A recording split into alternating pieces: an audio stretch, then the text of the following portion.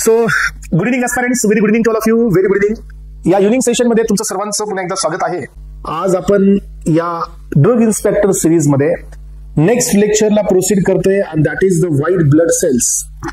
या आधी आपण जे लेक्चर कंप्लीट केले एस्पायरंट्स, त्यामध्ये मेजर वन होता red blood cells. So red blood cells चे सगळे कॅरेक्टरिस्टिक्स, त्यासोबतच रेड ब्लड सेल मध्ये असणारा ब्लड ग्रुपिंगचा पार्ट, त्यानंतर आपण अॅनिमिया. सो यानंतर आता आपण सुरुवात करतोय डब्ल्यूबीसी. तर एस्पायरंट्स, आरबीसी आणि डब्ल्यूबीसी हे सेम आहेत का? नाहीये. आरबीसी आणि डब्ल्यूबीसी हे एकमेकांपासून खूप वेगवेगळ्या पॅरामीटर्सनी वेगळे आहेत किंवा डिफरंट आहेत.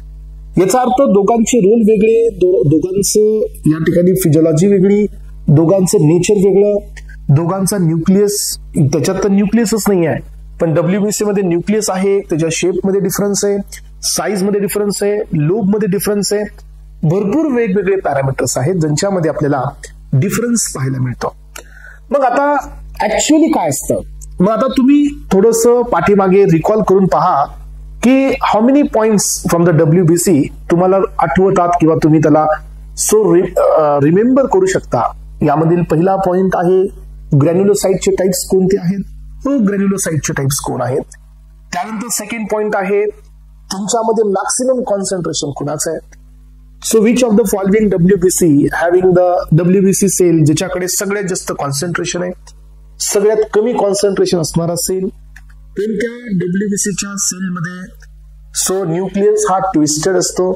कोणत्या डब्ल्यूबीसीच्या सेलमध्ये न्यूक्लियस हा मल्टीलोब्ड असतो.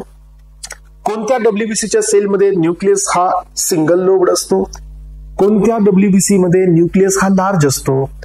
कोणते डब्ल्यूबीसी असतात जे की ॲलर्जिक कंडिशन मध्ये रिस्पॉन्स देतात. कोणते डब्ल्यूबीसी असतात ज्यांच्यापासून आपल्याला अँटीबॉडीजचं प्रोडक्शन मिळतं. कोणते डब्ल्यूबीसीज असतात ज्यांच्यापासून आपल्या बॉडीमध्ये फॅगोसायटिक ऍक्शन मिळते आणि यांचे नेचर कोणते असतात. कोणता डब्ल्यूबीसी हा मायक्रोपोलिसमॅन असतो. कोणता डब्ल्यूबीसी हा हेपॅरिन, हिस्टामिन, सेरोटोनिन आणि ब्रॅडिकायनिनला रिलीज करतो. कोणता डब्ल्यूबीसी असतो जो इम्युनोग्लोबिन ई ला ऍक्टिव्हेट करतो. तर हे सगळे पॉइंट्स एस्पायरंट्स एक्झाम पॉइंट ऑफ व्ह्यूने विचारले जातात आणि यातील जवळजवळ तुम्ही पाठीमागचे पेपर अनालिसिस केले तर जवळजवळ 6 क्वेश्चन्स हे वेगवेगळ्या पेपरमध्ये पाहायला मिळाले.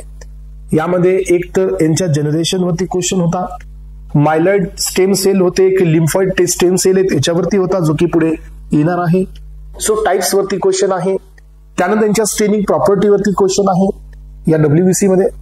त्यानंतर यांच्यामध्ये असणाऱ्या यांच्या फंक्शन वरती क्वेश्चन्स आहेत आणि असे क्वेश्चन्स हे तुम्हाला पाहायला मिळतात. आणि मी तुम्हाला तेच सांगतोय आता सध्या की तुम्हाला जर मी हे विचारलं की नॅचरल किलर सेल हा कोणत्या क्लासमध्ये येतो, तुम्हाला जर मी हे विचारलं की हेल्पर टी सेलला सेकंड नेम काय आहे, तुम्हाला हे क्वेश्चन विचारला गेला की टी लिम्फोसाइट्स आणि बी लिम्फोसाइट्स मध्ये ह्युमरल इम्युनिटी ही कोण देतं, सेल मेडिएटेड इम्युनिटी हे कोण देतं. तर काय होतं की आपल्याला कधी कधी थोडस कॉन्सन्ट्रेशन आपल्याला अटेंड करता येत नाही या पॉइंटवरती आणि काही पॉइंट्स मग आपण मिसमॅच करतो. म्हणून मग काय होतं की डब्ल्यूबीसी असेल, आरबीसी असेल, यांच्या शेपमध्ये असेल, तो जो डिफरन्स असतो तो आपण रिकॉग्नाइज नाही करत आणि त्याचा इम्पॅक्ट असा होतो की आपण मेन क्वेश्चन मध्ये 2 आन्सरला इलिमिनेट नाही करू शकत. चला तर एस्पायरंट्स, आजच्या या डेटमध्ये, आजच्या या लेक्चरमध्ये माझी गॅरंटी आहे तुम्हाला की तुम्ही हे लेक्चर फुल कॉन्सन्ट्रेशनने अटेंड करा. मी तुम्हाला कम्प्लीट डब्ल्यूबीसीचा सेट देतो. यामध्ये एकही बेट तुम्ही मिसमॅच नाही करणार एवढी मला या ठिकाणी गॅरंटी आहे. फक्त फुल कॉन्सन्ट्रेशनने हे लेक्चर अटेंड करा. ओके, चला तर एस्पायरंट्स सुरुवात करूया या टॉपिकला. Before entering in to the WBC, types of WBC, यांच्या स्टेनिंग प्रॉपर्टी, यांचे क्लासिफिकेशन, आपण हे पहिल्यांदा पाहूया की डब्ल्यूबीसी म्हणजे काय आणि how it is differ from the RBC. White blood cells जे असतील हे रेड ब्लड सेल्स पासून कसे डिफरंट आहेत हे आपण सगळ्यात आधी पाहूया. डब्ल्यूबीसी हे एक आपल्या बॉडी मधली डिफेन्स मेकॅनिझमचा सेल आहे जो की कलरलेस आहे. याच्याकडे कुठल्याही कलरचा पिगमेंट नाही आहे, कारण याच्याकडे एचबी सारखा कोणताही कलरिंग सबस्टन्स याच्यामध्ये प्रेझेंट नसतो. त्यामुळे हे एकदम कलरलेस असतात. व्हाईटिश कलरचे हे सेल्स आहेत. न्यूक्लिएटेड आहेत एस्पेरेंट्स. आरबीसी यांच्यामध्ये न्यूक्लियस नसतो, पण WBC मध्ये न्यूक्लियस आहे आणि यानंतर यांना कुठल्याही प्रकारचा प्रॉपर शेप नसतो. पण एस्पायरंट्स आरबीसी ला प्रॉपर शेप होता. आरबीसी हे डिस्क शेप्ड किंवा आरबीसी हे आपल्याकडे बाय कॉन्केव्ह शेप्ड आपण ऑलरेडी स्टडी केलेले आहेत.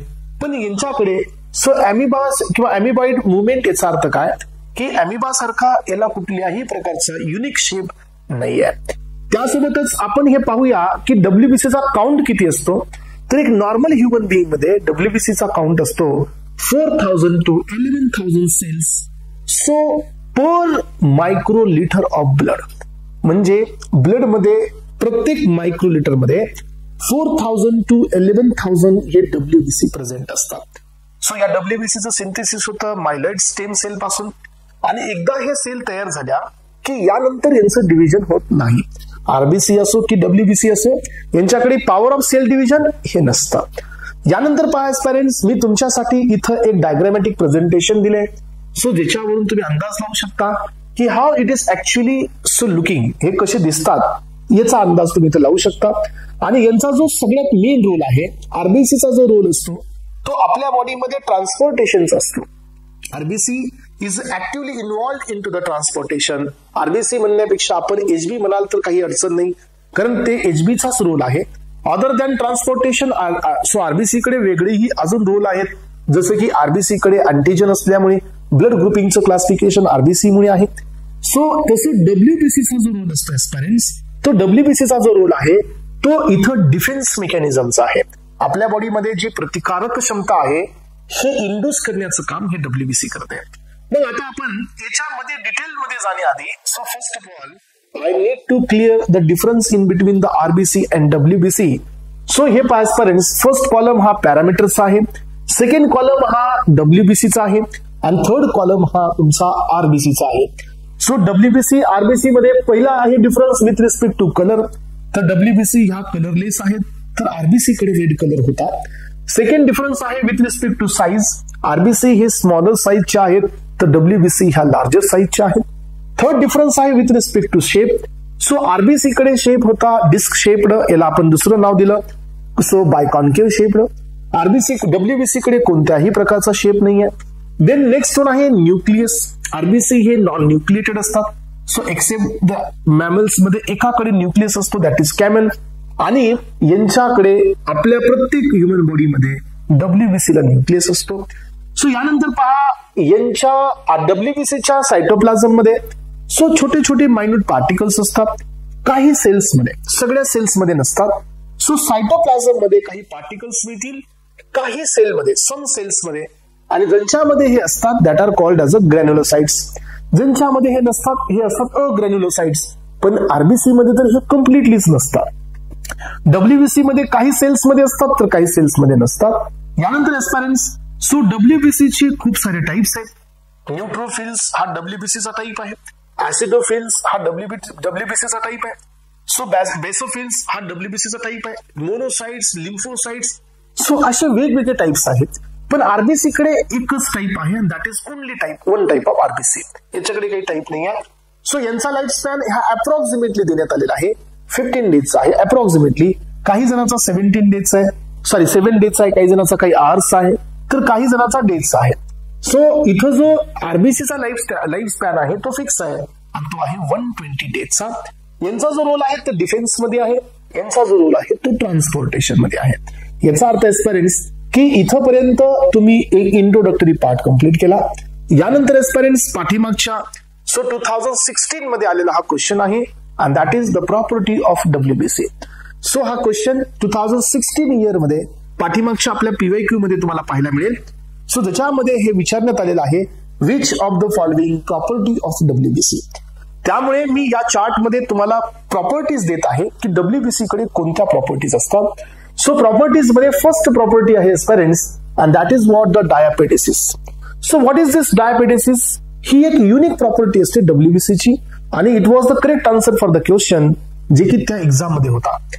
सो डायपेटेसिसचा अर्थ असा असतो की ज्या वेळेला डब्ल्यूबीसी तुमच्या ब्लड वेसल्स मध्ये आहेत आणि जर त्या ब्लड वेसल्स थ्रू म्हणजे मायन्यूट गॅप असतो एस्पायरंट्स कॅपिलरी थ्रू आणि ह्या मायन्यूट गॅप मधून डब्ल्यूबीसी हे स्क्वीज आउट होतात.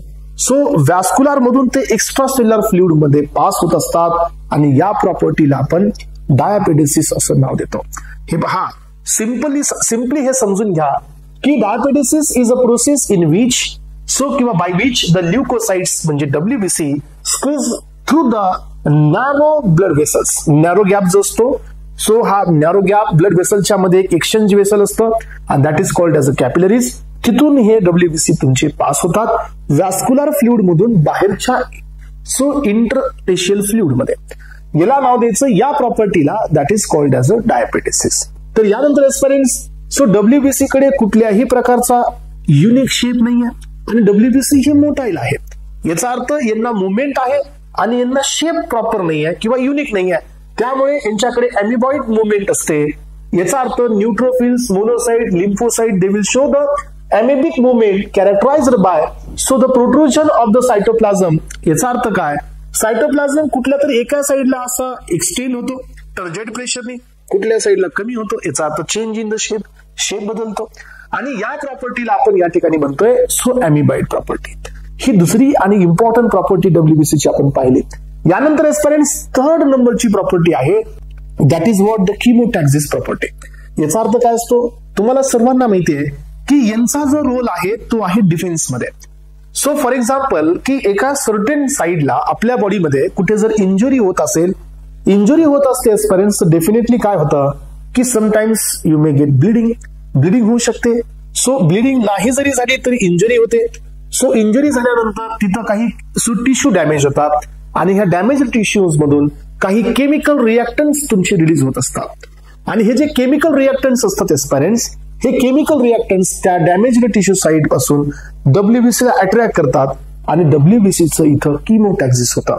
याचा अर्थ काय की WBC हे मायग्रेट होतात टुवर्ड्स द इंजुरी साइट आणि या प्रॉपर्टीला आपण नाव देतो किमोटॅक्सिस. याचा अर्थ काय असतो, chemotaxis is the attraction of WBC towards the injured tissues by chemical substances released by the site of injury.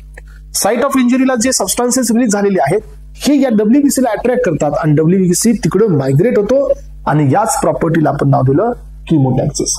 यानंतर पहा पेरेंट्स, WBC कडे अजून एक महत्वाची प्रॉपर्टी आहे ज्याच्यामुळे आपण यांना डिफेन्स मेकॅनिझमला कन्सिडर करतो आणि दॅट इज व्हॉट द फॅगोसायटोसिस.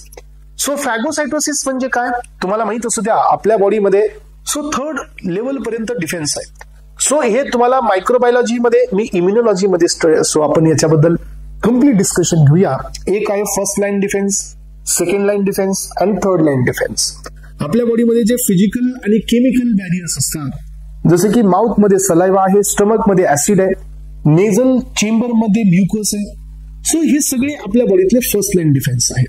काही डिफेन्स ब्लड मध्ये आहे जे सेकंड लाईन आहे आणि जे सर्वोच्च लेवलचा डिफेन्स असतो तो म्हणजे अँटीबॉडी लेवलचा डिफेन्स, तो आपला थर्ड लाईन डिफेन्स असतो.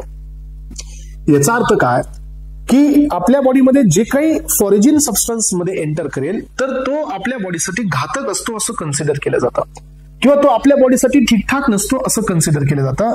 आणि त्यामुळे जसं कुणी आपल्या बॉडीमध्ये येणार तर त्याला रिकॉग्नाइज करणे आणि रिकॉग्निशन झाल्यानंतर त्याला डिस्ट्रॉय करणे हे आपल्या बॉडीच्या इम्युनिटी सिस्टमचा रोल असतो. मग आता हे जे दोन सेल असतात हे तेच फंक्शन करतात की थर्ड सबस्टन्स किंवा फॉरेजिन सबस्टन्स जसं आपल्या बॉडीमध्ये एंटर करेल त्याला ओळखून घेतात आणि त्याला इंगल्फ करतात. इंगल्फ करणे म्हणजे काय, त्याला गिळून घेतात. आणि असं जर होत असेल एस्पेरेंट्स तर याच प्रॉपर्टीला आपण फॅगोसायटिक प्रॉपर्टी असं म्हणतो आणि हे WBC कडे असते. पण aspirants be careful, he property सगळ्याच WBC ला नसते. तर WBC मध्ये युनिक आहेत दोनच टाईप, त्यातील पहिला असतो मोनोसाइट्स आणि दुसरा प्रॉपर्टी असतो हा न्यूट्रोफिल्स कडे. या दोघांकडेच ही प्रॉपर्टी असते एस्पेरेंट्स. एक आहे न्यूट्रोफिल्स आणि सेकंड वन असतो मोनोसाइट्स. ऍसिडोफिल्स, बेसोफिल्स, लिम्फोसाइट्स यांच्याकडे फॅगोसायटिकची प्रॉपर्टी नसते. They all are non phagocytic in nature. समजते सगळ्यांना. तर ह्या चार प्रॉपर्टी आपण पाहिल्या WBCच्या. यामधील पहिली प्रॉपर्टी होती that is the diapedesis. Second property आपण पाहिली that is what the amoebic movement. Third property आपण पाहिली किमोटॅक्सिस आणि लास्ट प्रॉपर्टी आपण डिस्कस केली दॅट इज वन फॅगोसायटोसिस किंवा फॅगोसायटिक नेचर. ह्या चार प्रॉपर्टी, हे चार गुणधर्म कुणाकडे असतात तर ह्या चार युनिक प्रॉपर्टी हे WBC कडे असतात. चला तर एस्पेरेंट्स आता आपण पुढे जातोय एका इम्पॉर्टंट पोर्शन कडे, and that is the classification of WBC. So classification of WBC हे क्लासिफाय करण्यात आलेलं आहे. सो क्लासिफिकेशन ऑफ डब्ल्यूबीसी हे क्लासिफाय करण्यात आलेलं आहे depending upon the presence or absence of granules in their cytoplasm. So एखाद्या सेलचा सायटोप्लाझम म्हणजे कोणता पार्ट असतो? सो न्यूक्लियस सोडून जो मधला इंटरसेल्युलर स्पेस असतो तो असतो सायटोप्लाझम. सायटोप्लाझम हा मेटाबॉलिकली हायली ऍक्टिव्ह असतो. सगळ्यात जास्त मेटाबॉलिक रिएक्शन हे सायटोप्लाझम मध्ये होत असतात. मग आता सायटोप्लाझम मध्ये जर हे मायनर ग्रॅन्युल्स प्रेझेंट असतील तर या डब्ल्यूबीसी ला आपण नाव देतो ग्रॅन्युलोसाइट्स. सो सायटोप्लाझम मध्ये जर ग्रॅन्युल्स नसतील आणि त्यांचा सायटोप्लाझम जर क्लिअर असेल तर that is called as agranulocytes. So एक क्लास झाला ग्रॅन्युलोसाइट्स, दुसरा क्लास झाला अग्रॅन्युलोसाइट्स. सो ग्रॅन्युलोसाइट्सचे पुन्हा वापस 3 क्लास केले जातात आणि हे क्लासिफिकेशन आहे depending upon the staining property. जो ऍसिडिक डायला स्टेन होतो दॅट इज एसिनोफिल्स, याला सेकंड नाव आहे ऍसिडोफिल. जो बेसिक डाय सोबत स्टेन होतो दॅट इज बेसोफिल्स, आणि जो न्यूट्रल डाय सोबत स्टेन होतो तर तो असतो न्यूट्रोफिल्स. आणि इकडे आलो आपण. सो अग्रॅन्युलोसाइट्स यांच्यामध्ये 2 क्लास आपल्याला पाहायला मिळतात. एक असतो लिम्फोसाइट्स आणि दुसरे असतात मोनोसाइट्स. लिम्फोसाइटचे वापस 3 क्लास आहेत aspirants, B lymphocytes, T lymphocytes आणि NK cell. NK stand for natural killer cells. हे झालं कम्प्लीट क्लासिफिकेशन डब्ल्यूबीसीचं. यामध्ये अजून एक इम्पॉर्टंट डिफरन्स तुम्हाला लक्षात ठेवायचा आहे की इकडे जो पहिला क्लास घेतला ग्रॅन्युलोसाइट्सचा, यांच्या सायटोप्लाझम मध्ये ग्रॅन्युल्स आहेत. यांचा न्यूक्लियस छोटा आहे, यांचा न्यूक्लियस लहान आहे, पण यांचा न्यूक्लियस लोब मध्ये आहे. So lobe in the sense यांचा न्यूक्लियसला एकापेक्षा जास्त लोब आहेत, म्हणून यांच्या न्यूक्लियस मध्ये पॉलिमॉर्फिक मुवमेंट आहे. सो किंवा यांचा न्यूक्लियस आहे तो पॉलिमॉर्फिझम दाखवतो. पण इकडे जो न्यूक्लियस आहे ग्रॅन्युलोसाइट्स मध्ये हा न्यूक्लियस लार्ज आहे, मोठा आहे आणि सिंगल आहे, एक सिंगल लोब आहे. हा एक डिफरन्स आहे. सो यानंतर पहा यांचे फर्दर क्लासिफिकेशन हे स्टेनिंगच्या प्रॉपर्टीवरती करण्यात आलेले आहेत. यांचं फर्दर क्लासिफिकेशन करण्यासाठी कुठल्याही प्रकारचा युनिक क्रायटेरिया अप्लाय केलेला नाही आहे. आणि याच बेसिसवरती आता आपण यांच्या डीप मध्ये चाललोय की मग सो ठीक आहे, न्यूट्रोफिल्स, एसिनोफिल्स आणि बॅसोफिल्स यांचे युनिक पॉइंट्स आता आपण स्टडी करायला जात आहोत एस्पायरंट्स. चला तर मग सुरुवात करूया. आणि यांना सुरू करण्याआधी आपल्याला हे समजून घ्यायचं आहे की ग्रॅन्युलोसाइट्सचं पर्सेंटेज किती आहे. तर तुम्हाला माहिती असू द्या एस्पायरंट्स, आपल्याकडे जेवढे डब्ल्यूबीसी असतात या डब्ल्यूबीसी मध्ये 72% हे ग्रॅन्युलोसाइट्स असतात. So out of the 100% of WBC 72% WBC हे कोण आहेत? तर हे ग्रॅन्युलोसाइट्स आहेत. सो सेकंड पॉइंट काय माहितीये की हे बघा यांचं क्लासिफिकेशन देण्यात आलेलं आहे. ग्रॅन्युलोसाइट ज्यांच्याकडे ग्रॅन्युल्स आहेत, ग्रॅन्युलोसाइट ज्यांच्याकडे ग्रॅन्युल्स नाहीये त्यांच्या सायटोप्लाझम मध्ये. आणि ग्रॅन्युलोसाइट्स मध्ये फर्स्ट बीट इथं तुमच्या समोर आहे की 72% ऑफ टोटल डब्ल्यूबीसी हे ग्रॅन्युलोसाइट्स मध्ये असतात. एवढे सेल्स हे ग्रॅन्युलोसाइटचे असतात. So this are WBC with the granular cytoplasm आणि also called as a polymorphonuclear leucocytes.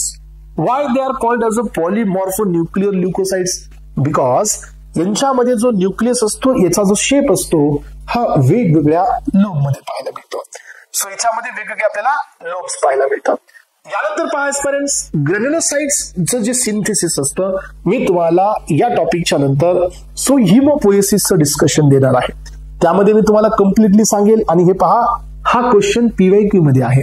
हा question previously drug inspector exam मध्ये विचारण्यात आलेला आहे की आपल्याकडे जे डब्ल्यूबीसी असतात, सो आपल्याकडे जे डब्ल्यूबीसीचे सर्व टाइप्स असतात हे मायलॉइड स्टेम सेल पासून तयार होतात. आता हे सगळं तुम्हाला ते चार्ट मध्ये मी देईल ज्याला मी तुम्हाला हिमोपोएसिस बद्दल सांगेल. सो डब्ल्यूबीसी हे किंवा ग्रॅन्युलोसाइट जे असतात, सगळे डब्ल्यूबीसी नाही यार, ग्रॅन्युलोसाइट्स ओनली, हे मायलॉइड स्टेम सेल पासून यांचं सिंथेसिस होतं. So once they form then they do not divide, यांचं डिव्हिजन होत नाही. सो यानंतर पायस्परेंट्स depending upon the staining property, यांचं क्लासिफिकेशन हे कोणत्या बेसिसवरती आहे? यांचं क्लासिफिकेशन आहे स्टेनिंग प्रॉपर्टीच्या बेसिसवरती. स्टेनिंग केल्यानंतर यांना कोणता स्टेनर हा यांना कलर इंड्यूस करू शकतो या बेसिसवरती यांना क्लासिफाय केलं 3 इम्पॉर्टंट क्लासमध्ये. So we already discussed about this 3 classes. Neutrophils जे की ऍसिडिक आणि बेसिक डाय असणारा जो डाय असतो ज्याच्याकडे या दोन्ही प्रॉपर्टीज असतात त्याच्याने याला स्टेन येतो, दॅट इज न्यूट्रोफिल्स. एसिनोफिल्स किंवा याला सेकंड नेम आहे ऍसिडोफिल्स, जे की ऍसिडिकनी स्टेन होतात, आणि बेसोफिल्स जे असतात जे की बेसिक डायनी यांना स्टेन येतो. हे झाला पहिला क्लास. आता आपल्याकडे सेकंड क्लास कोणता आहे? ग्रॅन्युलोसाइटोसिस. याच्या आधी जो घेतला तो कोण होता? ग्रॅन्युलोसाइटोसिस, म्हणजे त्यांच्या सायटोप्लाझम मध्ये आपल्याला ग्रॅन्युल्स पाहायला मिळाले. सो जसं की डॉट डॉट डॉट तुम्ही त्या स्ट्रक्चर मध्ये पाहिले असतील, तर यांच्यामध्ये तुम्हाला ग्रॅन्युल्स पाहायला मिळणार नाहीत. सो क्लिअर सायटोप्लाझम यांच्यामध्ये प्रेझेंट असतो. त्यामुळे हा जो क्लास असतो तर तो असतो ग्रॅन्युलोसाइटोसिस. पण एस्पेरेंट्स यांचे पण काही युनिक फीचर्स आहेत. सगळ्यात पहिल्यांदा यांच्यामध्ये क्लिअर सायटोप्लाझम आहे. सेकंड थिंग, 72% मध्ये होता ग्रॅन्युलोसाइटचं पर्सेंटेज टोटल डब्ल्यूबीसीच्या, तर याच्या 28% म्हणजे हा जो ग्रॅन्युलोसाइटोसिस असतो हा टोटल डब्ल्यूबीसीच्या 28% मध्येच प्रेझेंट असतो. म्हणजे याचं कॉन्सन्ट्रेशन हे त्याच्यापेक्षा खूप कमी असतं. चला, यानंतर अजून एक डिफरन्स काय तुम्हाला सांगायचं आहे की यांच्यामध्ये न्यूक्लियस असतो आणि हा न्यूक्लियस जनरली स्पेरिकल असतो. सो यानंतर तो न्यूक्लियस हा ग्रॅन्युलोसाइट्स पेक्षा थोडेसे लार्ज असतो आणि ह्या न्यूक्लियसचे पॉलिमॉर्फ नसतात. सो एवढे पॉइंट्स याच्यापर्यंत लक्षात ठेवा. ग्रॅन्युलोसाइट्स यांच्याकडे लार्ज साईजचा न्यूक्लियस आहे. So but do not divide in the lobes. Lobes याच्यामध्ये नाहीये, त्यामुळे हा मोनो न्यूक्लिअर डब्ल्यूबीसी आहे. यांच्यामध्ये कुठल्याही प्रकारचे लोब्स नाहीये. मग एस्पायरंट्स यांचे दोन क्लास आपण डिस्कस केले, लिम्फोसाइट्स आणि मोनोसाइट्स. तर एस्पायरंट्स यापर्यंत आपण कव्हर अप केलं क्लासिफिकेशन ऑफ डब्ल्यूबीसी इथं आपण कंप्लीट केलेलं आहे. आता आपण जात आहोत एका याच्यामध्ये असणाऱ्या इंडिव्हिज्युअल सेलकडे, आणि तो म्हणजे पहिला सेल आपण इथं पिकअप करतोय न्यूट्रोफिल्स. तर एस्पायरंट्स न्यूट्रोफिल्स हे कोण असतात, यांचे नेचर काय आहे, यांचे आपल्या बॉडीमध्ये फंक्शन्स काय आहेत, तर हे सगळे पॉइंट्स आता आपण क्लिअर करणार आहोत. So neutrophils are the types of WBC. हा कुणाचा प्रकार आहे? हा डब्ल्यूबीसीचाच प्रकार आहे. So and the part of innate immune system. इनेटचा अर्थ असा असतो ही इम्युन सिस्टम सो इनहेरिटेड आहे. Innate it does not mean it is acquired. ज्यावेळेला मी तुम्हाला इम्युनॉलॉजी हे शिकवेल त्याला हा डिफरन्स तुम्हाला भरपूर चांगला क्लिअर होईल. सो ही इनहेरिटेड इम्युन सिस्टम आहे जी की आपल्याकडे इनबॉर्न असते. सो हे डब्ल्यूबीसी चे जे सेल्स असतात हे त्याचाच एक पार्ट आहे. So these are not acquired cells, यांना आपण अक्वायर्ड नाही केलेला आहे. सो आणि हे बॉडीतील तुमच्या फर्स्ट लाईन डिफेन्स देतात अगेन्स्ट द इन्फेक्शन. तर एस्पायरंट्स आता इथं एक इम्पॉर्टंट डिफरन्स तुम्हाला लक्षात ठेवायचा आहे की डब्ल्यूबीसी हे काही डब्ल्यूबीसी चे सेल फर्स्ट लाईन देतात, काही डब्ल्यूबीसी चे सेल सेकंड लाईन डिफेन्स देतात, आणि आपल्याकडे लिम्फोसाइट्स असतात बघा जे की अँटीबॉडीचं प्रोडक्शन करतात, ते डब्ल्यूबीसी चे सेल्स हे थर्ड लाईन डिफेन्स पण देतात. पण जनरली काही बुक्स मध्ये सो डब्ल्यूबीसी हे सेकंड लाईन डिफेन्स सांगितलेला आहे. सो युनिकली जर सांगायला गेलं तर डब्ल्यूबीसी पासून जे अँटीबॉडीज तयार होतात लिम्फोसाइट्स पासून, त्याच्यापासून थर्ड लाईन डिफेन्स बी मिळतात. काही सेल्स फर्स्ट लाईन डिफेन्स बी देतात. असं थोडंसं हे पार्ट थोडा तुम्हाला कन्फ्युज वाटेल, पण असं नाही आहे. सगळींकडे फर्स्ट लाईन, सेकंड लाईन आणि थर्ड लाईन हे डिपेंड आहे which type of the cells. So यानंतर पहा यांच्याकडे फॅगोसाइटिक ऍक्शन आहे. ऑलरेडी आपण डिस्कस केलं की डब्ल्यूबीसी मध्ये फक्त दोघांकडेच ही फॅगोसाइटिक ऍक्शन आहे. यामधील एक आहे न्यूट्रोफिल्स, यांच्याकडे ही फॅगोसाइटिक ऍक्शन आहे, आणि सेकंड वन आहे तो असतो मोनोसाइट्स ज्याच्याकडे फॅगोसाइटिक ऍक्शन आहे. आणि याच्याकडे ही फॅगोसाइटिक ऍक्शन असल्यामुळे याच सेलला आपण सेकंड नेम देतो, and that second name is called micropoliceman of the blood. हा जो न्यूट्रोफिल असतो हा ब्लड मधला एक छोटा पोलिसमॅन असतो जो की बॉडीमध्ये सगळी देखरेख करतो. सो आता यानंतर हा क्वेश्चन आपल्या पीवायक्यू मध्ये आहे. Pus is a mixture of dead neutrophils. Pus is a mixture of damaged tissues आणि डेड मायक्रोब्स. पस जे असतो व्हाईटिश कलरचा जो पस असतो हे कशाचं मिक्सचर असतं असा क्वेश्चन आपल्याला पाठीमागच्या एक्झाम मध्ये पाहायला मिळाला. त्यामुळे हा क्वेश्चनचं आन्सर समजून घ्या. न्यूट्रोफिल्स जे की डेड आहेत, त्यानंतर डेड टिश्यूज बी याच्यामध्ये असतात, आणि काही मायक्रोब्स ज्यांना या डब्ल्यूबीसीने काय केलेलं आहे, डिस्ट्रॉय केलेलं आहे. या सगळ्यांचं कॉम्बिनेशन होऊन इथं पस तयार होतं. सो यानंतर पाहायचं पॅरेंट्स, सो या तुमच्या न्यूट्रोफिल्स बद्दलचे काही बेसिक फॅक्ट्स आपण पाहणार आहोत. याला आपण काय नाव देतो? सो कॅरेक्टरिस्टिक्स फीचर्स नाव देतो. फीचर्स म्हणजे काय? काही युनिक पॉइंट्स आहेत जे की या न्यूट्रोफिल्स बद्दल आपल्याला पाहिजे. सो यातील पहिला युनिक पॉइंट आहे तो म्हणजे याचा सायटोप्लाझम. तुम्हाला माहिती आहे की हे ग्रॅन्युलर सायटोप्लाझम आहे, कारण हा जो क्लास आहे तो कुणाचा आहे, हा ग्रॅन्युलोसाइटचाच क्लास आहे. सेकंड थिंग आहे याच्यामध्ये याचा लाईफ स्पॅन, तर हे शॉर्ट लिव्ड आहेत, यांचा लाईफ स्पॅन खूप शॉर्ट असतो. So 12 hours in the blood, 12 तासाचा लाईफ स्पॅन असतो ब्लड मध्ये, आणि टिश्यू मध्ये हा लाईफ स्पॅन 2 दिवसापर्यंत एक्सटेंड होऊ शकतो. याचा अर्थ टिश्यू मध्ये so neutrophils can survive up to 2 days आणि ब्लड मध्ये हा फक्त 12 hours असतो. सो यामध्ये याचं प्रपोर्शन जे आहे, याचा अर्थ कॉन्सन्ट्रेशन, एस्पिरंट्स या पॉइंटला पण तुम्ही हायलाइट करून ठेवा. हा एक WBC आपल्या बॉडीमध्ये आहे जो सर्वात जास्त मात्रामध्ये प्रेझेंट असतो. न्यूट्रोफिल्सचं जे कॉन्सन्ट्रेशन आहे ते 50 to 70% कॉन्सन्ट्रेशन असतं सर्क्युलेटिंग WBC मध्ये. याचा अर्थ हा मोस्ट अबंडंट WBC सेल आहे. दोन्ही क्लासमध्ये सगळ्यात जास्त कॉन्सन्ट्रेशन याच असतं, त्यामुळे हा पॉइंट तुम्हाला विचारला जाऊ शकतो. याचं जे सिंथेसिस असतं हे बोन मॅरो पासून होतं, म्हणजे originated from the bone marrow. Nucleus मध्ये 3 to 5 मल्टीलोब्ड न्यूक्लियस आहे, आणि that is what it is also non as a polymorpho nuclear leucocytes. What it is, कारण याच्यामध्ये मॉर्फोलॉजिकली एकापेक्षा जास्त शेप मध्ये हा एक्झिस्ट होत असतो. सो यानंतर पहा, याला जी स्टेनिंग होते तर ही अशा डायनी स्टेनिंग होते ज्या डाय मध्ये ऍसिडिक आणि बेसिक दोघांचे कॅरेक्टर्स आहेत. याचा अर्थ हे स्टेन होत असतात न्यूट्रल डायसने. सो त्यामुळे तर यांना आपण न्यूट्रोफिल्स म्हणलेलं आहे. मग आपल्याकडे असं युनिक कोणतं एक्झाम्पल आहे जी न्यूट्रल डाय आहे जे की सो न्यूट्रोफिल्सला स्टेन करते, तर या डायचं नेम आहे लेशमन स्टेन. सो ज्याच्यामध्ये युसिन हा ऍसिडिक डाय असतो आणि मिथेनिन ब्ल्यू हा बेसिक डाय असतो. ह्या दोघांचं कॉम्बिनेशन या स्टेन मध्ये आहे एस्पिरंट्स, आणि इथं जो कलर तुम्हाला येतो या न्यूट्रोफिल्सला तर तो असतो व्हायलेट कलर. यानंतरचा नेक्स्ट बीट आहे याचा शेप. याच्याकडे कुठलाही शेप फिक्स नाहीये. सो अॅमिबॉइड इन नेचर, याचा अर्थ काय की इरेग्युलर शेप आहे. सो एस्पिरंट्स यानंतर आपण आता याचे फंक्शन्स कडे जाणार आहोत. कुणाच्या, न्यूट्रोफिलच्या फंक्शन्स कडे आपण जाणार आहोत. समजतंय का सगळ्यांना? येस, मला सांगा बरं, हे पॉइंट्स क्लिअर होत आहे का? लक्षात येईल सगळ्यांच्या? तर एस्पिरंट्स आता आपण पाहतोय की या न्यूट्रोफिल्सचे फंक्शन्स आपण घेत आहोत. या न्यूट्रोफिलच्या फंक्शन्स मध्ये फर्स्ट फंक्शन आहे ते म्हणजे कीमोटॅक्सिस. तुम्हाला मी सांगितलं की इंजुरी साइटचे जे केमिकल असतात, जे केमिकल या WBC ला अट्रॅक्ट करतात आणि हे WBC तिकडे मायग्रेट होतात, आणि हे फंक्शन असतं या न्यूट्रोफिल्सचं की हे कीमोटॅक्सिस दाखवतात, म्हणजे साइट ऑफ इंजुरीला ट्रान्सफर होतात. सो यानंतर नेक्स्ट वन असतं फॅगोसाइटोसिस. याचा अर्थ काय की हे इंगल्फ करतात आणि डिस्ट्रॉय करतात बॅक्टेरियाला, सो किंवा पॅथोजनला, specially bacteria and फंगाय.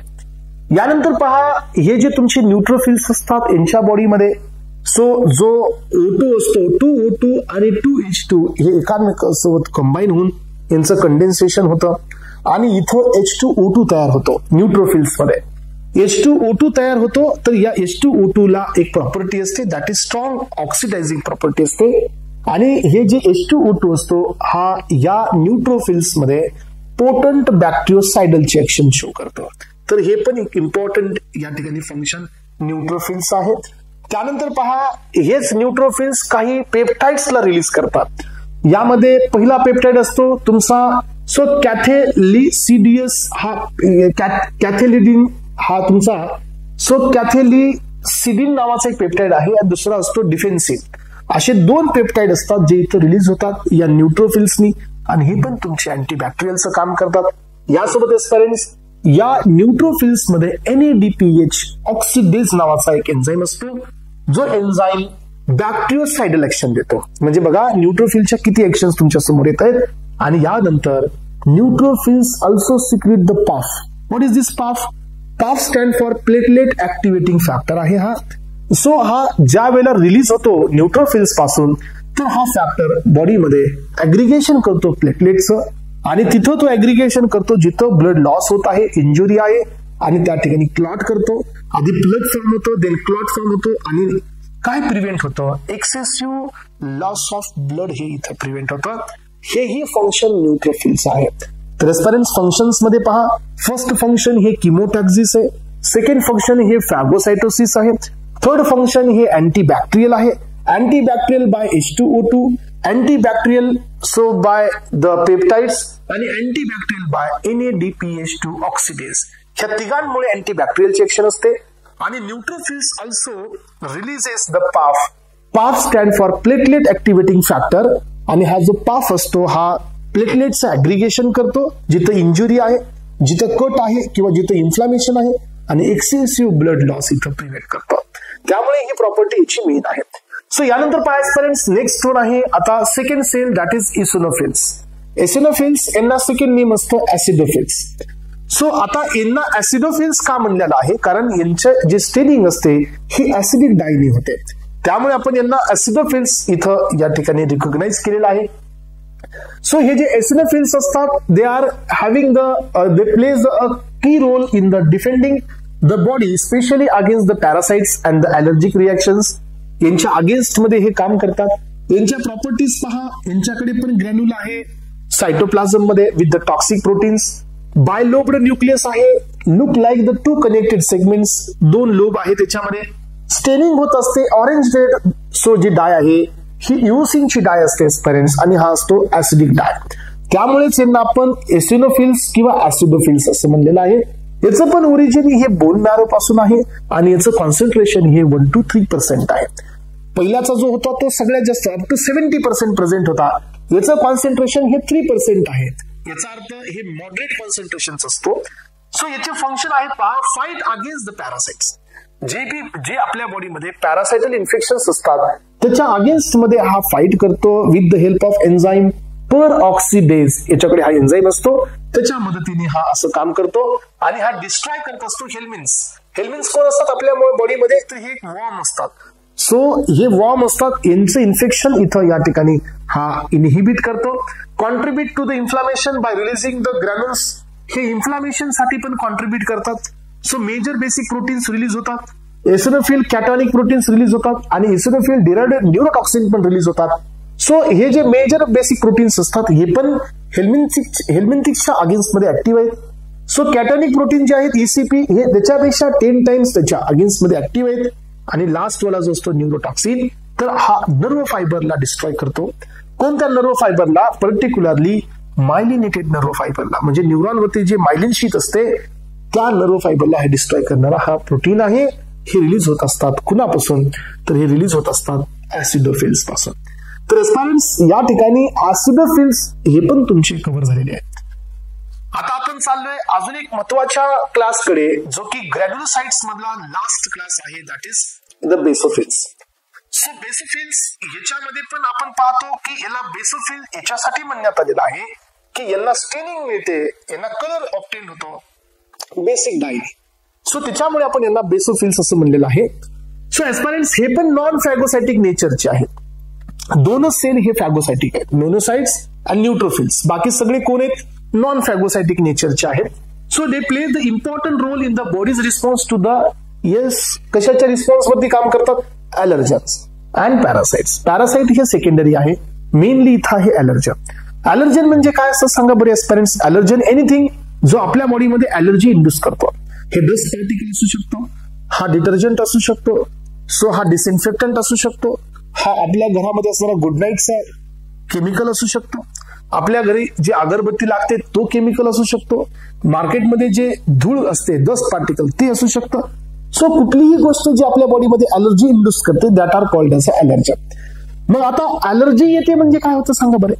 Yes, so can you explain this phenomenon की what is the actually so meaning of allergy. Allergy म्हणजे काय. सो ऍस्पिरंट्स लक्षात घ्या, जसं आपल्या बॉडीमध्ये तो ॲलर्जन पार्टिकल मध्ये इंड्यूस करत असेल की त्याच्या रिस्पॉन्स मध्ये हे बेसोफिल्स रिलीज होतात. सो आणि हे ड्रग पण असू शकतो. तुम्हाला माहित आहे की जवळजवळ 1 to 2% पॉप्युलेशन असं आहे ज्यांना कंटिन्युअसली हायपर सेन्सिटिव्हिटी रिएक्शन आहे. सो याचा अर्थ काय की तुम्ही कुठलीही टॅबलेट घ्या त्यांच्या बॉडीमध्ये स्वेलिंग होते. So what it is, this is hyper sensitivity reactions. आपल्याकडे अशा 4 प्रकारच्या सेन्सिटिव्हिटी रिएक्शन्स असतात. तर ही तुमची IgE ची रिएक्शन असते. हायपर सेन्सिटिव्हिटी ही 4 टाईपची रिएक्शन असते. आपण हे पाहू. सो याच्यामध्ये तुम्हाला लक्षात येईल की ज्या वेळेला एखादा डस्ट हा आपल्या बॉडीमध्ये जातो त्याच्या रिस्पॉन्समध्ये बॅसोफिल्स रिलीज होतात.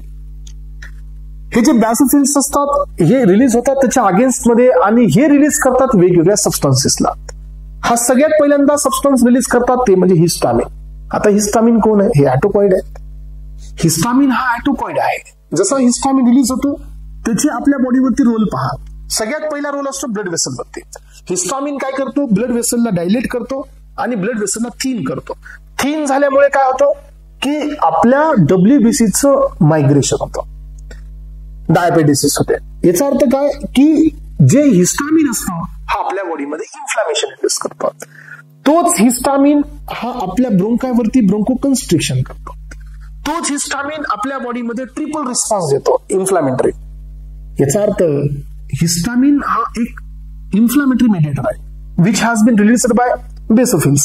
मग बेसोफिल्स हे कधी ऍक्टिव्हेट होतात? ज्याला ॲलर्जी येतो. सेकंड थिंग रिलीज केली जाते या बेसोफिल्स थ्रू, दॅट इज ल्युकोट्राइन्स. ल्युकोट्राइन्स पण कोण असतात? हे पण पॉवरफुल ब्रोंको कन्स्ट्रिक्टर आहेत. ल्युकोट्राइन्स हे पण एक इन्फ्लॅमेटरी मेडिएटर्स आहेत. ज्याला तुम्ही non steroidal anti inflammatory drugs पाहाल तिथं तुम्हाला हा पॉईंट क्लिअर होईल.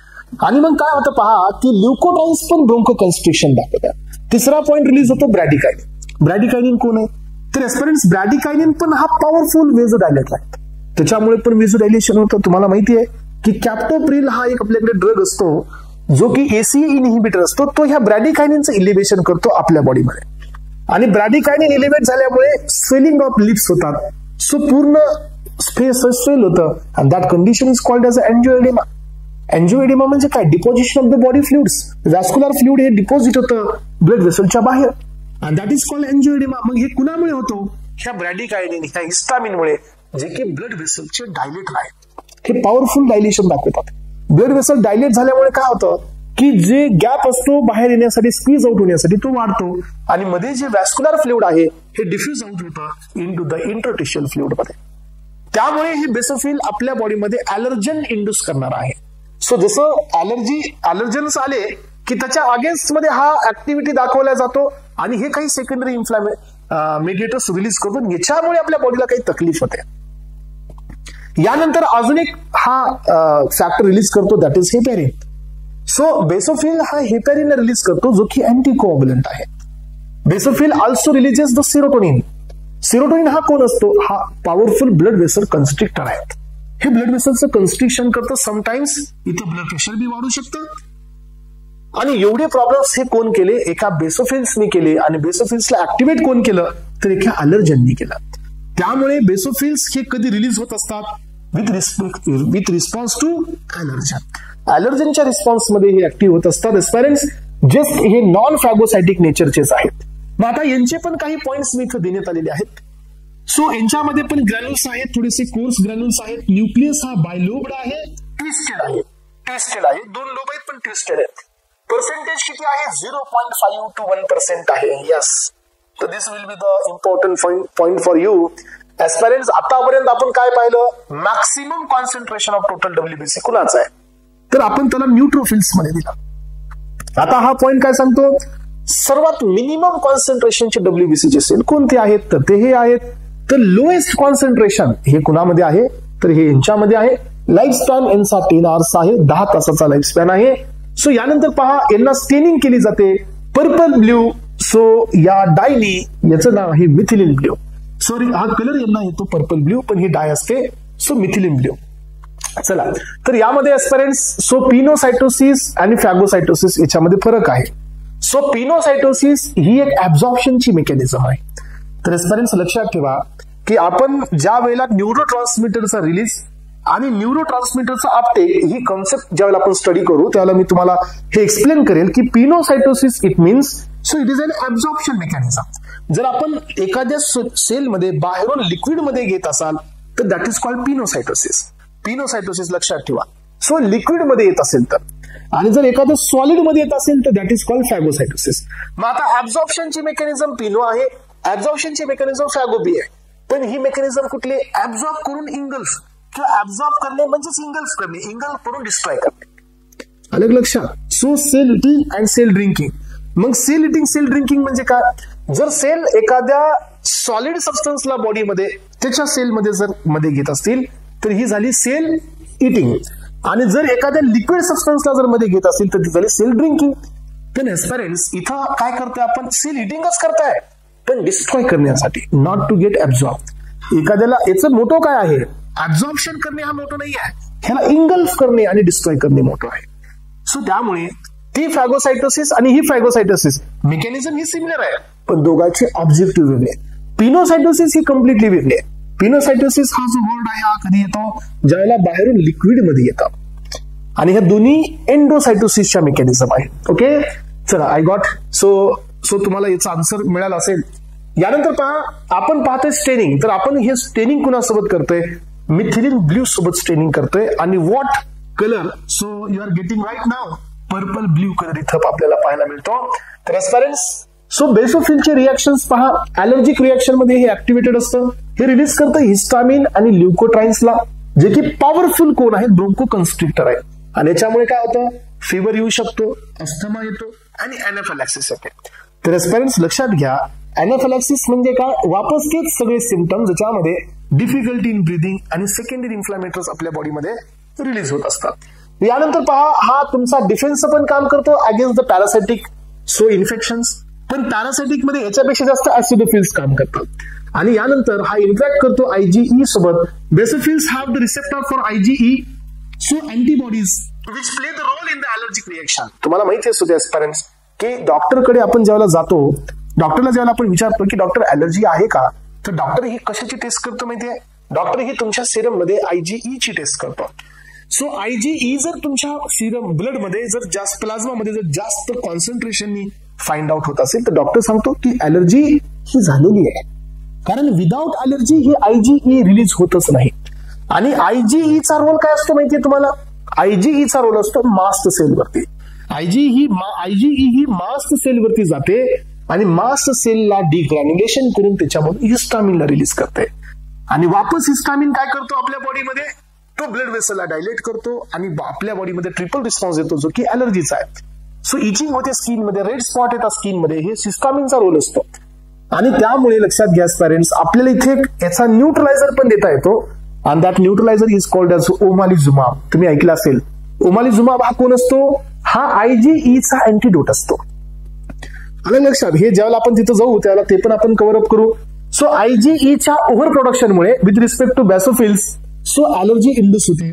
सो हे जे बॅसोफिल्स असतात हे कुणाकुणाला सिक्रीट करतात पहा. सो हे हेपॅरिनला सिक्रीट करतात. हेपॅरिन हा कोण आहे, आपल्या बॉडी मधला एंडोजिनस अँटीकोअग्युलंट आहे.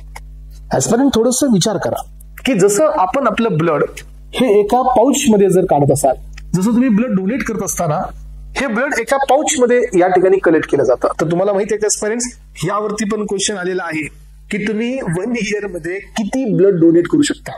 सो एस्पेरेंट्स अप्रॉक्सिमेटली 1.5 लिटर हे त्याचं आन्सर आहे. सो तुम्ही 450 लिटर हे एव्हरी 3 मंथ्स हे तुमचं डोनेशनचं असू शकतं.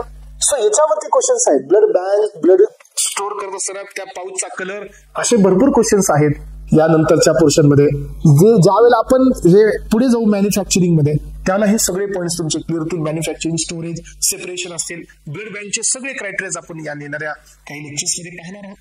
तर ज्या वेळेला आपण ब्लड हे पाऊच मध्ये टाकतो त्यावेळेला त्या पाऊच मध्ये ऑलरेडी काय असतं माहितीये, त्या पाऊच मध्ये ऑलरेडी अँटीकोअग्युलंट असतो. आणि त्यामुळे काय होतं की त्या पाऊच मधलं ब्लड हे क्लॉट होत नाही. मग तुम्ही एक छोटीशी पेट्री डिश घ्या, त्या पेट्री डिश मध्ये ब्लड तुम्ही कलेक्ट करा आणि एक थोड्या वेळासाठी वेट करा.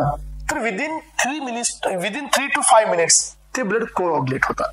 मग ऍस्पिरंट्स मला सांगा, असंच ब्लड आपल्या बॉडीमध्ये का नाही कोअग्युलेट होत, inside the blood cells, sorry inside the blood vessels का नाही कोअग्युलेट होत सांगा. कारण आपल्या बॉडीमध्ये काही एंडोजिनस अँटीकोअग्युलंट प्रेझेंट आहेत. एंडोजिनस मीन्स व्हॉट, ज्यांना आपण बाहेरून घेतलेलं नाही आहे.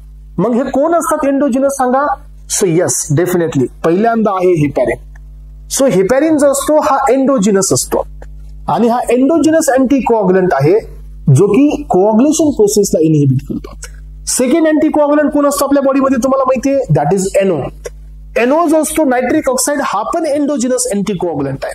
आणि तिसरा अँटीकोअग्युलंट आपल्या बॉडीमध्ये नॅचरली प्रेझेंट असतो, तो असतो तुमचा या ठिकाणी प्रोस्टासायक्लिन्स असतात काही.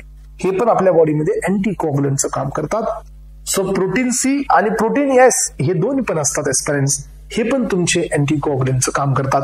हे आपल्या बॉडीमध्ये अँटीकोअग्युलंट्स असतात. तर हेपॅरिन जो असतो हा एक म्युकोपॉलिसॅकराइड असतो. हा बेसोफिल्स पासून रिलीज होतो, इम्पॉर्टंट बीट आहे. हिस्टामिन इथून रिलीज होतो. हिस्टामिन पहा इन्क्रीज करतो ब्लड फ्लो, कारण हा वेझोडायलेशन करतोय. ब्लड वेसलची परमेबिलिटी वाढवतोय. परमेबिलिटी म्हणजे काय की किमोटॅक्सिस वाढवतोय. जे व्हॅस्क्युलर फ्लुइड आहे हे बाहेर जाऊ शकतं इंटरटिशियल फ्लुइड मध्ये, म्हणून तर हा स्वेलिंग करतो. सो तुम्हाला माहित असू द्या, जर तुम्ही जात असताना तुम्हाला काही हिटिंग होत असेल तर तिथं स्वेलिंग होते. स्वेलिंग आल्यानंतर तुम्ही पाहता की काही लिक्विड जमा झालेलं आहे, राईट. सो हे लिक्विड जर इन्फेक्शन वाढत गेलं तर मग पस होतो. मग आता हे लिक्विड काय असतं तर हे आपल्या बॉडी मधलं व्हॅस्क्युलर फ्लुइड असतं, जे की अशा या हिस्टामिनच्यामुळे ब्लड वेसलची परमेबिलिटी इन्हान्स होते आणि ते फ्लुइड इंटरटिशियल फ्लुइड मध्ये येतं. जनरली आपल्याकडे एक एक्सचेंज वेसल असतं, that is what the capillary, जिथून हा एक्सचेंज आपण पाहू शकतो. आणि यानंतरचं नेक्स्ट वन आहे ब्रॅडिकायनिन. तर ब्रॅडिकायनिन हा वेझोडायलेटर आहे आणि सेरोटोनिन हा वेझोकन्स्ट्रिक्टर आहे. हे दोघांचा रोल अपोजिट आहे, म्हणून मी तर रिस्पेक्टिव्हली दिले. आणि सो ब्लड फ्लो तिकडं वाढतो कुणामुळे, ब्रॅडिकायनिनमुळे. आणि ब्रॅडिकायनिन म्हणून अँजिओएडिमा पण दाखवतात. अँजिओएडिमा मीन्स व्हॉट की स्वेलिंग होते लिप्स वगैरे, सो फेस स्वेल होतात. जर अँजिओएडिमा होत असेल तर ब्रॅडिकायनिनची लेवल ही चेकआउट केली जाते. आणि असं कुणाच्या केसमध्ये कॉमन होतं, कॅप्टोप्रिल नावाचा एक ड्रग असतो, अँजिओटेन्सिन कन्व्हर्टिंग एन्झाइम इनहिबिटर, त्या केसमध्ये ही केस स्टडी आहे. चला तर फ्रेंड्स यानंतरचा नेक्स्ट सेल आहे that is monocytes. So monocytes हे लार्जेस्ट सेल आहेत. लार्जेस्ट म्हणलं मी, लार्जेस्ट कॉन्सन्ट्रेशन नाही. Yes, I said largest in size, not in the concentration. Largest concentration कुणाचं आहे? लार्जेस्ट कॉन्सन्ट्रेशन हे न्यूट्रोफिल्स आहे. सो मी म्हणतोय लार्जेस्ट साइज, लार्जेस्ट म्हणजे सगळ्यात मोठा आहे कारण याच्याकडे न्यूक्लियस मोठा असतो. सो हे पहा, they are largest type of the WBC cells in the science. So हे मोटाईल आहेत. हे पहा यांच्याकडे स्वतःची मुवमेंट आहे आणि हे फॅगोसाइटिक नेचरचे आहे. आणि एस्पेरेंट्स हे जे मोनोसाइट्स असतात ना, हे मॅक्रोफॅज सारखं काम करतात. What is the meaning of macrophage? Macrophage is and the specially designed cell. आपल्या बॉडीमध्ये मॅक्रोफॅज हा कोण असतो? हा एक स्पेशली डिझाईन सेल असतो जो की त्या पर्टिक्युलर एरियामध्ये क्लिनिंग ठेवतो. क्लिनिंग याचा अर्थ काय? जे सेल डेब्रिज असतील, डेड सेल्स असतील, जे अनवॉन्टेड पार्ट असेल त्याला ते इंगल्फ करून क्लीन करण्याचं काम करतात. That are called as a macrophage. आणि हा मोनोसाइट आपल्या ब्लड मधला मॅक्रोफॅज असतो. Very very important. And the macrophage is also known as a scavenger cell. त्यामुळे मोनोसाइटला आपल्याला दोन नेम देता येतात, एक मॅक्रोफॅज आणि it is also called as a scavenger cell of the blood. आपल्याकडे मायक्रोपोलिसमॅन पण होता, तो होता न्यूट्रोफिल्स. आणि स्कॅव्हेंजर सेल कोण आहे? तर तो आहे मोनोसाइट्स. यानंतर पहा यांचे जे की आहेत याच्यामध्ये पहिला आहे सेल. तर याचा जो सेलचा सायटोप्लाझम असेल तो क्लिअर असेल, कारण का हा क्लास आहे अग्रॅन्युलोसाइटचा. स्टार्टिंगला आपण क्लासिफिकेशन बघितलंय. तर this is a class of agranulocytes. So यामध्ये पहा हा अग्रॅन्युलोसाइटचा क्लास आहे. न्यूक्लियस हा राऊंड आहे, ओव्हल आहे, हॉर्सशू शेप्ड आहे, और बीन शेप्ड आहे, और किडनी शेप्ड आहे. सो एवढ्यापैकी कुठलाही शेप याला असू शकतो. Most commonly kidney shaped or horseshoe shaped याचा न्यूक्लियस असतो. आणि हा न्यूक्लियस एका साईडला थोडा पुश केलेला असतो, वन साईडला. सो याचं पर्सेंटेज आहे 3 to 5% ऑफ टोटल WBC. याचं जे लाईफ स्पॅन असतो तो असतो 5 to 7 days. यानंतर याचे नेचर पहा. सो एस्पेरेंट्स नेचर मध्ये तुमच्या लक्षात येईल की हा फॅगोसाइटिक नेचरचा आहे. सो आपल्याकडे याच्या आधी पण कोण होता फॅगोसाइटिक? न्यूट्रोफिल होता, तो बी फॅगोसाइटिक नेचरचा होता. हा पण फॅगोसाइटिक नेचरचा आहे. इंगल्फ करणे, डायजेस्ट करणे, पॅथोजन, डेड सेल्स आणि डेब्रिज. यांना तो डेब्रिज म्हणजे कोण असतात सांगा बरे? सेलचा एक डेड पार्ट असतो. सो एखाद्या सेलचा dead part that is called debris, जो की डेड पार्ट असतो जो बिनकामाचा असतो. हा तर एस्पेरेंट्स मॅक्रोफॅज म्हणून पण हा रोल करतो. So specialized in cleaning of the infection and the debris. जो स्पेशलाइज्ड असतो क्लिनिंग साठी, इन्फेक्शन वगैरे काढून फेकण्यासाठी. मग आता मी काय केलं एस्पेरेंट्स, काही तुम्हाला आपल्या बॉडी मधले वेगळे वेगळे मॅक्रोफॅज पण देण्यात आलेले. हा जो चार्ट मी इथं दिलेला आहे तो कशासाठी आहे की ठीक आहे, तुम्हाला मी आता काय विचारतो की ब्लड मध्ये मॅक्रोफॅज कोण आहे, तर तुम्ही मला मोनोसाइट सांगाल. पण तुम्हाला मी हे विचारले की सेंट्रल नर्वस सिस्टम मध्ये मॅक्रोफॅज कोण आहे, तर काय सांगाल? तुम्हाला मी विचारलं की लिव्हरमध्ये मॅक्रोफॅज कोण असतं तर काय सांगाल, किडनीमध्ये कोण असतं तर काय सांगाल, स्प्लीन मध्ये कोण असतं तर काय सांगाल, बोन मध्ये कोण असतं तर काय सांगाल. याचा अर्थ तुम्हाला आपल्या बॉडी मधले डिफरंट मॅक्रोफॅजेस माहित असायला पाहिजे. त्यामुळे मी काय केलं, हा चार्ट तुमच्या समोर दिलेला आहे. सो यामध्ये पहिला आहे मायक्रोग्लायल सेल्स. मायक्रोग्लायल सेल्स हे मॅक्रोफॅज असतात सेंट्रल नर्वस सिस्टम मध्ये, म्हणजे ब्रेन मध्ये. Yes sir no. तुम्हाला जर असं ऑप्शन मध्ये आलं की which of the following macrophagic cell in the central nervous system, तर तुम्ही त्याला मोनोसाइट नाही म्हणू शकत, because blood is absent in central nervous system. अलग लक्षात, तुम्ही मोनोसाइट नाही म्हणू शकत. लिव्हर मध्ये मोनोसाइट नाही म्हणता येणार, तुम्हाला सांगावं लागेल ब्रेन मध्ये microglial cells. So they will act as a macrophage. So Kupffer cells असतात, हे लिव्हर मधले मॅक्रोफॅज आहेत. यानंतर डस्ट सेल आहेत, जे लंग्स मधले मॅक्रोफॅज आहेत. मेसेंजियल सेल्स आहेत, जे तुमचे किडनी मधले मॅक्रोफॅज आहेत. सो लिटरल सेल्स आहेत, जे स्प्लीन मधले मॅक्रोफॅज आहेत. इथं स्प्लीन करायचं आहे, लक्षात ठेवा, बाय मिस्टेकली. सो हाफ बियर सेल्स आहेत, जे की प्लॅसेंटा मधले मॅक्रोफॅज आहेत. आणि एस्पेरेंट ऑस्टिओक्लास्ट आहेत, जे की बोन मधले मॅक्रोफॅज आहेत. सो आपल्याकडे दोन प्रकारचे सेल असतात, ऑस्टिओक्लास्ट आणि ऑस्टिओब्लास्ट. ऑस्टिओक्लास्ट म्हणजे बोन रिझॉर्प्शनचे सेल्स असतात, ऑस्टिओब्लास्ट म्हणजे बोन फॉर्मेशनचे सेल्स असतात. ओके, तर एस्पेरेंट्स हे फंक्शन तुमच्या समोर कंप्लीट झालेले आहेत. आणि मला असं वाटतंय की आता आपण मोनोसाइट्सला पण इथे क्लिअर कट केलेलं आहे. सो यानंतर आता आपण पुढे जातोय नेक्स्ट बीट कडे, and that is what lymphocytes. So lymphocytes आपण सध्या पाहत आहोत. मग लिम्फोसाइटचा रोल आपल्या बॉडीमध्ये काय माहिती तुम्हाला?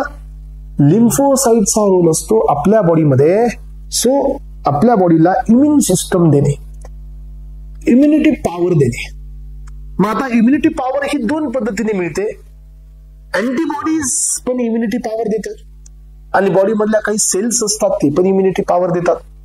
तर एस्पेरेंट थोडंसं लक्ष देऊन ऐका, कारण इथं थोडंसं कन्फ्युजन होण्याचा चान्स आहे. सो लेट मी क्लिअर दिस पॉइंट, आणि हा पॉइंट क्लिअर झाला तर तुम्हाला थोडंसं अजून जास्त क्लिअर होईल. हे बघा, सो आतापर्यंत आपण प्रत्येकाचा वेगवेगळा रोल पाहिला. न्यूट्रोफिलनी काय केलं, बॉडीला इम्युन सिस्टम दिली का?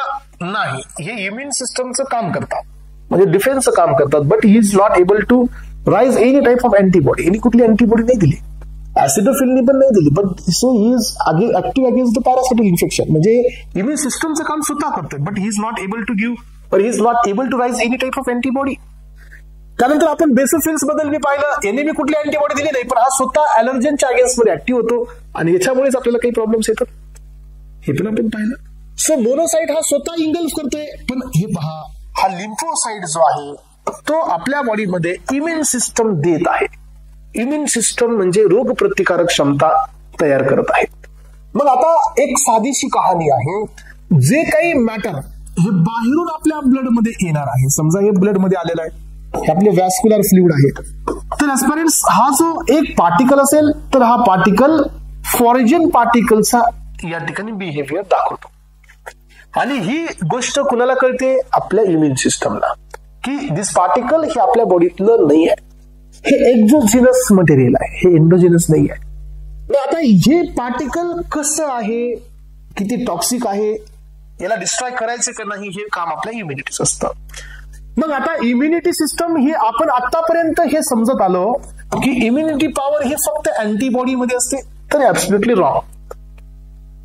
अँटीबॉडी तुम्हाला मी शिकवेल या ठिकाणी इम्युनॉलॉजी मध्ये. तर अँटीबॉडीचं अशा प्रकारे स्ट्रक्चर असतं. सो आपल्याकडे हे हेवी चेन आणि लाईट चेन असतात. कुठली अँटीबॉडी मोनोमर, कुठली डायमर, तर कुठली पेंटामर. आपण आयजीजी, आयजीए, आयजीजे, सो आयजीई, आयजीडे हे आपण पुढे पाहणार आहोत. सध्या आपल्याला काय समजून घ्यायचंय की हे जे फॉरेजन सबस्टन्स आहे, याला ब्रेक करण्यासाठी किंवा डिस्ट्रॉय करण्यासाठी हा अँटीबॉडी हा एकटाच जबाबदार असतो का? तर नाही. याला डिस्ट्रॉय करण्यासाठी काही सेल्स पण हे काम करतात. येस.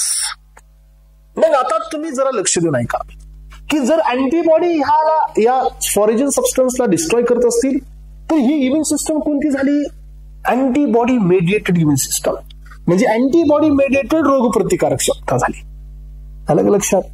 मग तुम्हाला मला सांगायचंय की अँटीबॉडी कुठं असतात? आपल्या प्लाझ्मामध्ये. मग प्लाझ्मा हे कोण आहे? लिक्विड आहे. म्हणून ही रोगप्रतिकारक क्षमता कोणती झाली? ह्युमरल अँटीबॉडी सिस्टम झाली. ह्युमरल याचा अर्थ काय? की अँटीबॉडी आहेत, लिक्विड मध्ये आहेत, आणि then they are reacting with the antigen, म्हणजे याच्यासोबत, आणि तुम्हाला इथं ह्युमरल मेडिएटेड इम्युन पॉवर मिळाली. आता या सेलनी पण याला डॅमेज करता येतं.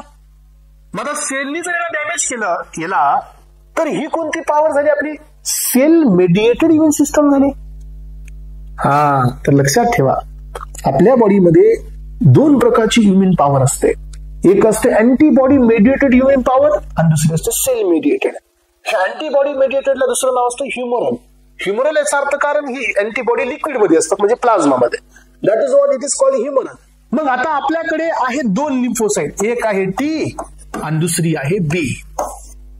लक्षात ठेवा, जो बी लिम्फोसाइट आहे तो ही पॉवर देतो आणि टी लिम्फोसाइट आहे तो ही पॉवर देतो. दॅट इज द क्वेश्चन जो तुम्हाला विचारण्यात येऊ शकतो की T lymphocyte gives you which type of immune power. तर सांगायचं T lymphocyte will gives you the cell mediated immunity and B lymphocytes will give you humoral immunity, that is antibody mediated immunity. समजलं का? आता next point काय माहितीये का, की हा बी लिम्फोसाइट मध्ये जे लिम्फोसाइट्स असतात हे बोन मॅरो मध्ये मॅच्युअर होतात, आणि टी लिम्फोसाइट जे असतात हे थायमस ग्लँड मध्ये मॅच्युअर होतात, जो की इथं असतो. आणि याच्यापासून एक ऍक्टिव्ह तुमचा हॉर्मोन तयार होतो, दॅट इज थायमोसिन, जो की आपल्या बॉडीमध्ये इम्युन पॉवरचं काम करतो. यांचं मॅच्युरेशन हे थायमस मध्ये होतं, लक्षात घ्या, याचं बोन मॅरो मध्ये होतं. सो हा तुम्हाला सेल मेडिएटेड इम्युनिटी देतोय, हा तुम्हाला अँटीबॉडी मेडिएटेड इम्युनिटी देत आहे, दॅट इज ह्युमरल इम्युनिटी देत आहे. सो याच्यामध्ये तुम्हाला वेगवेगळे सेल्स पाहायला मिळत आहे. आलं लक्षात? याच्यात तुम्हाला वेगळे सेल्स नाही, कारण ही अँटीबॉडीची इम्युन सिस्टम आहे, इम्युनिटी पॉवर आहे. आणि तिसरा क्लास असतो नॅचरल किलर. ते एक युनिक सेल असतात, नॉन स्पेसिफिक असतात, क्विक ऍक्शन मध्ये दाखवतात, त्याला नावच आहे नॅचरल किलर. मग आता तुम्हाला काय पाहायचंय? सो लिम्फोसाइट बद्दलचं इथं मी तुम्हाला हे डिस्कशन कंप्लीट केलेलं आहे. येस, थायमस हा जो असतो बघा, ज्यावेळेला मी तुम्हाला एंडोक्राईनचं इंट्रोडक्शन देईल तर तुम्हाला लक्षात येईल की थायमस ग्लँड हा आपल्या हार्टच्या वरती प्रेझेंट असतो इथं, आणि थायमस ग्लँड मधून थायमोसिन हा हॉर्मोन रिलीज होत असतो, आणि या थायमस ग्लँड मध्ये हे टी लिम्फोसाइट्स मध्ये सेल तयार होतात, ते मॅच्युअर होतात. थायमस ग्लँड हा जसं आपलं एज ओल्ड कडे जातो तो ऑटोमॅटिकली डिजनरेट होत राहतो. याचा अर्थ आपली इम्युन पॉवर ही 50च्या पुढे गेली की कमी होते. याचं कारण हेच आहे, कारण हा थायमोसिन डिजनरेट होत जातो. हा एकच हार्मोन आहे जो इव्हेंच्युअली विथ द एज हा खराब होत राहतो, लक्षात ठेवा. मग आता आपण पुढे जातोय नेक्स्ट बीट कडे, आणि तो बीट कोणता आहे? लिम्फोसाइट्स. तर लिम्फोसाइट्स काय सांगतात पहा. Lymphocytes are a type of white blood cells that plays crucial role in the immune system against the infection and the cancerous cell. So lifespan असतो 5 to 7 days. कॉन्सन्ट्रेशन मात्र हे second largest concentration आहे. First largest concentration होतं न्यूट्रोफिलचं, आणि लिम्फोसाइटचं concentration असतं 20 to 30%, म्हणजे हे second largest concentration आहे टोटल डब्ल्यूबीसीच्या. मग याच्यामध्ये 3 क्लास आहे. एक आला बी लिम्फोसाइट, टी लिम्फोसाइट्स आणि नॅचरल किलर सेल्स. मग बी लिम्फोसाइटचं काम आहे प्रोड्यूस करणे अँटीबॉडीज. मी तुम्हाला आता सांगितलं की बी लिम्फोसाइट्स हे अँटीबॉडीजचं प्रोडक्शन करतात, मॅच्युअर होतं बोन मॅरो मध्ये, आणि की रोल असतो ह्युमरल इम्युनिटी मध्ये. ह्युमरल इम्युनिटी म्हणजे काय? की इम्युनिटी मेडिएटेड बाय अँटीबॉडी. अलग लक्षात. इथंच होतं सगळ्यात जास्त कन्फ्युजन, आणि इथंच जातो तो क्वेश्चन. सो यानंतर पहा, so activated B cell become a plasma cells which secrete the antibodies or the memory cells for the long term immunity. So हे जे B cells असतात याच्यापासून अँटीबॉडी तयार होतात. So are memory B cells तयार होतात. सो जे की तुम्हाला इथं कोणत्या प्रकारची इम्युनिटी देत आहे? सो ह्युमरल इम्युनिटी देत आहे. टी लिम्फोसाइट्स हे तुम्हाला सेल मेडिएटेड इम्युनिटी देतात. हे डायरेक्टली अटॅक करतात आणि हे ऍबनॉर्मल सेल मला डॅमेज करतात, मॅच्युअर होतात थायमस मध्ये, and they will give you the cell mediated immunity. Memory cells म्हणजे काय ऍस्पिरंट्स? हे मेमरी सेल्स अँटीबॉडीचा भी एक प्रकार असू शकतो. मेमरी म्हणजे ते लक्षात ठेवतात की समजा आता एखादा अँटीजन माझ्या बॉडीमध्ये आता येतोय, then my antibodies will react with this, आणि आफ्टर 30 years जर तो अँटीजन पुन्हा वापस आला की again this antibody will activate against this antigen. कारण का? So they will keep some memory की हा कधी आला आणि हा कधी बी आला तर आपली बॉडी त्याला रिकॉग्नाइज करते. आणि याच्यामध्ये पण मेमरी सेल्स येतात. हे पहा, सो हेल्पर टी सेल हे बायोने कुठली आपल्याला अँटीबॉडी दिली, हे सेल मेडिएटेड अँटीबॉडी दिली, इम्युनिटी दिलेली आहे, नॉट अँटीबॉडी, इम्युनिटी दिलेली आहे. सो याचा अर्थ काही सेल तयार होतात. तो 4 प्रकारचे सेल असतात.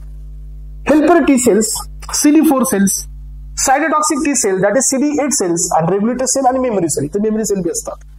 सायटोटॉक्सिक सेलला किलर सेल्स म्हणा. सायटोटॉक्सिक सेलला आपण दुसरं नाव देतो killer cells. Helper T cells, helper T cells हे पण इम्पॉर्टंट असतात. हे सेल्स आपल्या बॉडीमध्ये ऍक्टिव्ह होतात आणि म्हणून आपल्याला इथं सेल मेडिएटेड इम्युनिटी पाहायला मिळते. So helper T cell, cytotoxic T cells आणि रेग्युलेटरी सेल्स आणि मॅच्युअर मेमरी सेल्स, एवढे सेल्स इथं तयार होतात. म्हणून आपल्याला टी लिम्फोसाइट्स पासून कुठली इम्युनिटी मिळते, सेल मेडिएटेड इम्युनिटी मिळते. लास्ट वाला आहे नॅचरल किलर सेल, जो की काय करतो, तो आयडेंटिफाय करतो व्हायरस इन्फेक्टेड सेल्सला, ट्युमर्सला, कॅन्सर सेलला, आणि विदाउट प्रायर सेन्सिटायझेशन डायरेक्ट जाऊन त्याला डॅमेज करतो. हे नॅचरल किलर सेल्स असतात. इनेट इम्युन सिस्टम असते ही पण आपल्या बॉडी मधली. So act quickly and not specifically. हे नॅचरल किलर आहेत, नॉट किलर. किलर हे दिलं तुम्हाला. सायटोटॉक्सिक सेल हा किलर सेल आहे. सो रेग्युलेटरी सेल याच्यानंतर मेमरी सेल बी असतो. याच्यामध्ये मेमरी सेल वरी बी आला, लक्षात घ्या. तर हे आहे तुमचा बी लिम्फोसाइट आणि टी लिम्फोसाइट या दोघांच्या मधला डिफरन्स. आणि एस्पायरंट्स, अशा पद्धतीने आपण आज या तुमच्या सेशनमध्ये WBC या पॉइंट बद्दलची कम्प्लीट इन्फॉर्मेशन क्लिअर केलेली आहे. ओके एस्पायरंट्स, तर चला आजच्या या सेशनला आता आपण इथे थांबवतोय. Thank you so much. Have a next day.